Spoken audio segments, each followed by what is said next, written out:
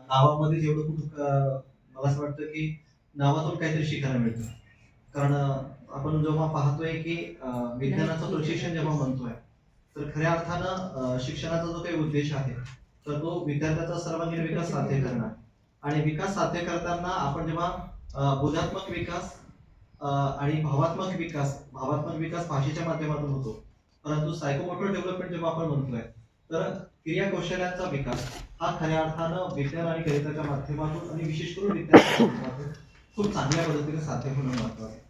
जेव्हा आपण एखादा विषय लहान किंवा मोठा नसतो, तर त्या एखाद्या विषयामध्ये किंवा विज्ञानामध्ये सुद्धा भाषा किती महत्वाची असते, व्यक्तिमत्व किती महत्वाचं असतं. एक छोटंसं उदाहरण देतो आणि मी थांबतो.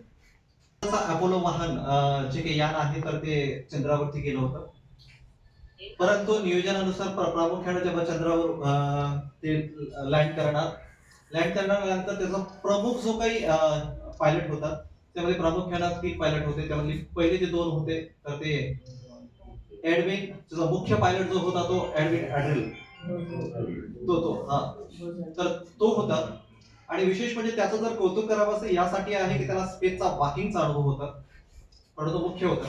तो एक विशेष करून वैमानिक होता. विशेष करून एकंदरीत तो शास्त्रज्ञ पण होता. चौथी गोष्ट एक महत्वाची आहे की विज्ञानाच्या संदर्भामध्ये स्पेसच्या संदर्भामधला जो काही अभ्यास करणारा तो अभ्यासक पण.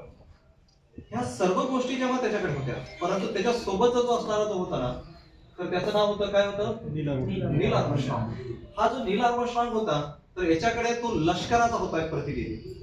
त्याला शास्त्रज्ञ तो नव्हता, वैमानिक तो नव्हता, त्याला शास्त्रज्ञाचा अनुभव नव्हता. आणि तुम्ही जर पाहत असाल की तो स्पेक वॉकिंग जो काही म्हणतो आपण, हा जो काही प्रकार आहे, तर तो पण त्याला स्पेकिंग वॉकिंगचा पण अनुभव नव्हता. पण तो लष्कराचा एक महत्वाचा तो त्या ठिकाणी एक अधिकारी होता. आणि त्याचं त्याला असं वाटलं की त्याला थोडासा इंटरेस्ट, कारण खुद पण महत्वाचा. मी तुम्हाला इथं 2 गोष्टी सांगू इच्छितोय की जे काही अभ्यासक घडले जातात, ते पण त्यांच्यामध्ये कुतूहल, आणि जे अभ्यासक नाहीयेत त्याच्यामध्ये पण कुतूहल. कारण कुतूहल ही माणसाची एक नैसर्गिक गरज आहे. आणि प्रत्येक माणसामध्ये जे कुतूहल असतं, परंतु ते कुतूहल हे शेवटपर्यंत, शिक्षणाच्या शेवटच्या पायरीपर्यंत किंवा जीवनामध्ये कुतूहलाला एक विशिष्ट महत्व आहे. आपण त्या उदाहरणामध्ये जेव्हा आपण हे करतोय, जेव्हा नासावरती जेव्हा यान आता लँड करणार आहे, आणि लँड करताना नासावरतून संदेश आला, इज हे जो काही पायलट आहे, पायलट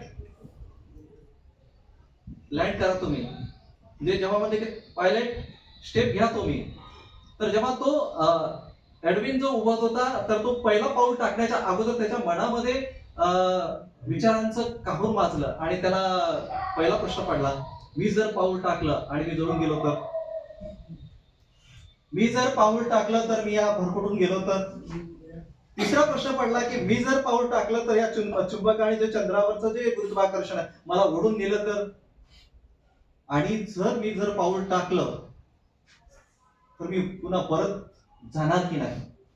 असे एक ना अनेक असे प्रयोग त्याच्या मनामध्ये, कारण पहिलं पाऊल टाकताना हे प्रश्न निर्माण झाले की जेव्हा आपण विज्ञानाची जेव्हा कास उतरतो, परंतु कास धरत असतानाही आपल्यामध्ये जी काही निर्णय घेण्याची आपण थोडस म्हणजे जेव्हा आपण एखादी कृती करतोय, तर त्या कृतीच्या अगोदर काही आपण ही मानसिक दृष्टिकोनातून, भावनिक दृष्टिकोनातून, बाकीच्या दृष्टिकोनातून सुद्धा सक्षम असणं हे खूप महत्वाचं आहे.